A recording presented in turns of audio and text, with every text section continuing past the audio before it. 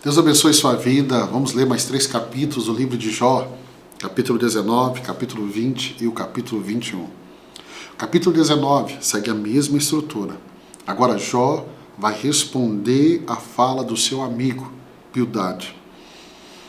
Olha a resposta de Jó. Vamos ver o verso 1. Então Jó respondeu. Verso 2.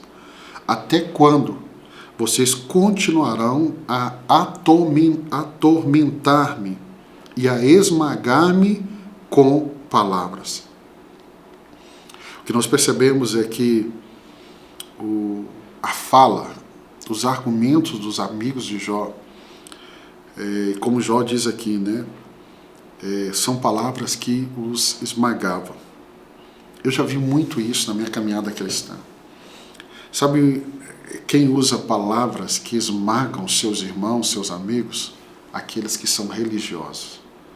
Geralmente o religioso, a religião, o que ela nos fornece são palavras que esmagam. Palavras que não traz consolo, não traz cura, não tem empatia. Elas trazem acusação. Isso não é o Evangelho. O Evangelho é um Evangelho que confronta, sim, mas ele é um Evangelho de esperança. E é isso que a gente vê em Jesus em todo o tempo. Capítulo 19, Jó vai responder às acusações contínuas dos seus amigos. Por que ele está dizendo aqui? Até quando vocês continuarão? Porque são palavras contínuas. Um fala, Jó responde, o outro vem e fala, Jó responde, o outro vem e fala. Não dão descanso, né? E Jó começa agora uma defesa apaixonada pela sua inocência. E o que Jó descreve aqui no profundo isolamento e abandono que sente, não apenas dos seus amigos, mas também percebendo um distanciamento de Deus, é que esse capítulo marca o ponto de virada significativa, onde Jó expressa uma das mais claras esperanças na redenção e ressurreição. É o momento que Jó proclama em voz alta, não só para os seus amigos, a sua crença de que mesmo após a morte, ele verá a Deus. Olha o verso de número 25, diz assim: Eu sei que o meu Redentor vive e que no fim se levantará sobre a terra. Que declaração, que declaração!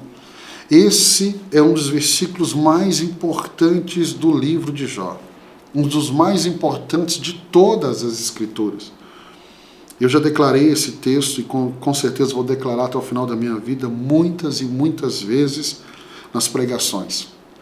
Eu sei que o meu Redentor vive e que no fim se levantará sobre a terra.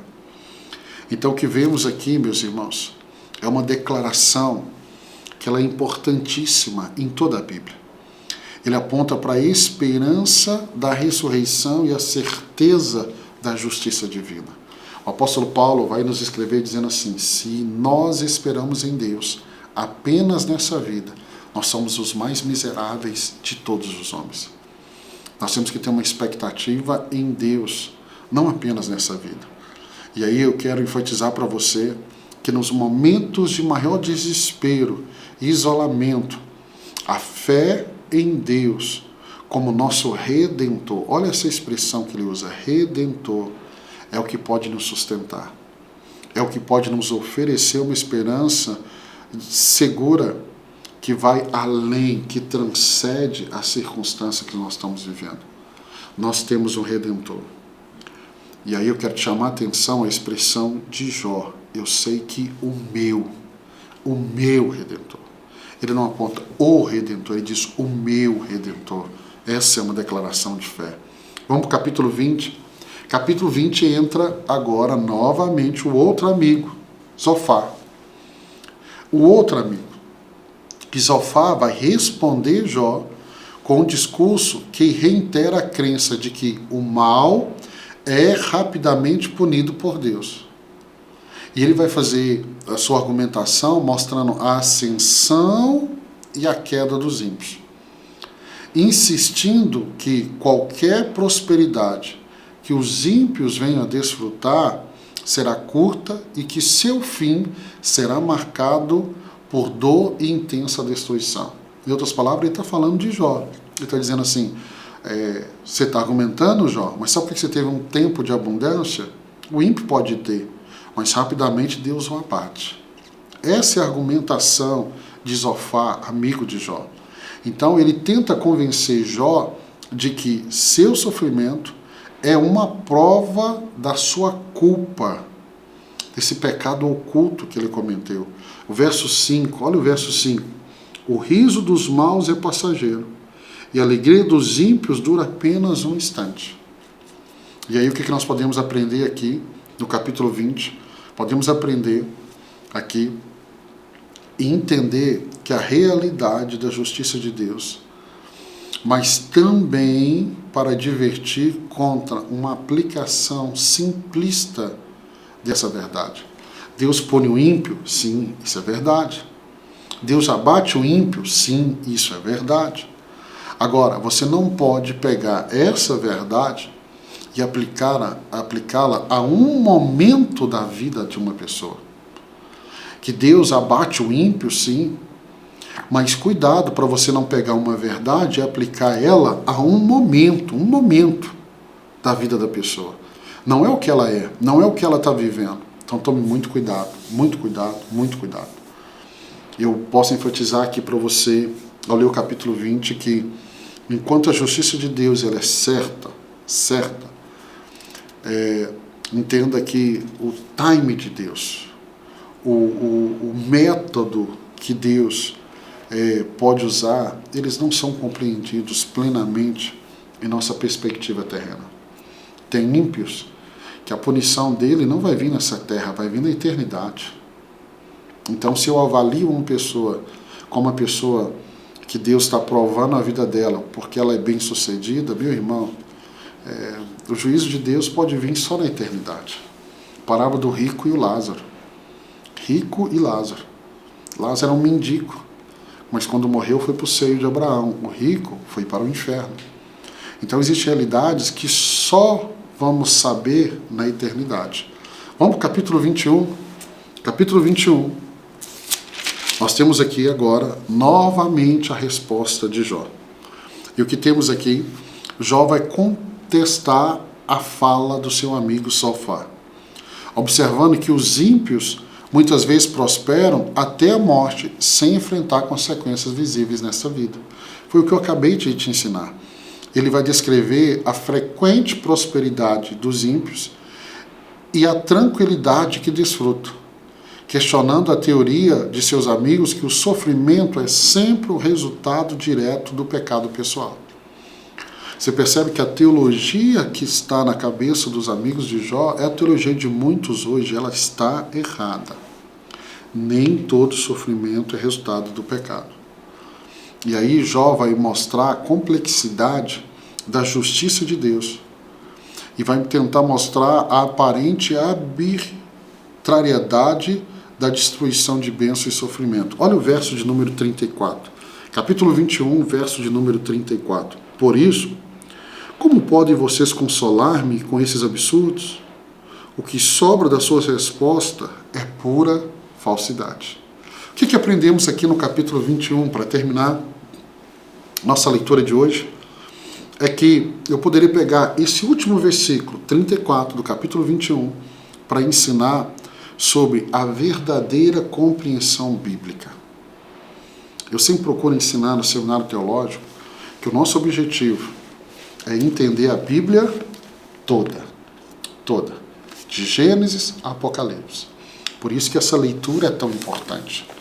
Porque muitas vezes o que eu estou falando para um amigo em sofrimento não é o que a Bíblia toda fala. É apenas uma porção, e eu peguei aquela porção, e eu estou apontando um julgamento, uma fala, como se fosse a verdade de toda a Bíblia. O salmista vai dizer, a soma da tua palavra é a verdade.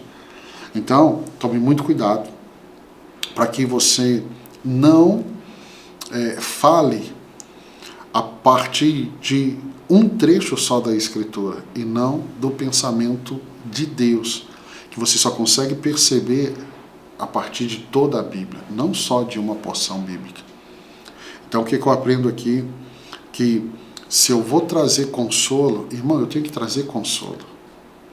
Não misture consolo com julgamento. Na hora de consolar, vamos consolar. Se é o momento de confrontar, vamos confrontar, mas confrontar a partir da Bíblia, de toda a Bíblia. Não é do que eu acho, do que eu penso, não é daquele pensamento coletivo, todo mundo pensa assim, não. É o que a Bíblia pensa. E aí eu termino dizendo algo para você. Eu exortaria você, como a todo cristão, que se você vai oferecer consolo, que o seu consolo esteja enraizado na palavra de Deus. Posso te dar um exemplo? Eu já fiz centenas de ofícios fúnebres. E no momento do velório, muitas vezes as pessoas querem falar uma palavra para trazer consolo, mas ela não tem base bíblica. Então, muitas vezes, no momento de desespero de alguém, eu vou soltar uma palavra de efeito só para tentar animar aquela pessoa. O nosso compromisso é de falar a partir das Escrituras. Deus zela pelo cumprimento da sua palavra. Então tome muito cuidado. Se eu vou trazer consolo ou conselho, eu preciso fazer isso a partir da verdade completa da palavra de Deus. Por quê? Porque senão eu posso falar a partir de uma expectativa ou de uma realidade que não é completa.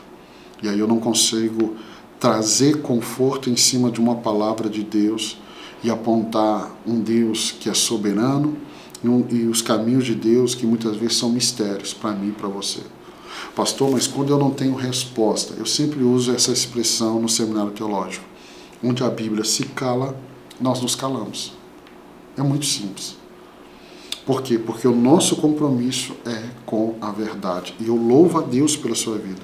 Você é alguém que ama e deseja a verdade. Por isso que você está lendo a Bíblia toda. Fica firme, nós vamos avançar na nossa leitura. Chegamos literalmente no meio do livro de Jó. Para mim está sendo um aprendizado muito grande. Espero que para você também. Eu quero te abençoar no nome de Jesus, para que amanhã, se Deus permitir, possamos nos encontrar aqui para mais 3 capítulos. Deus te abençoe.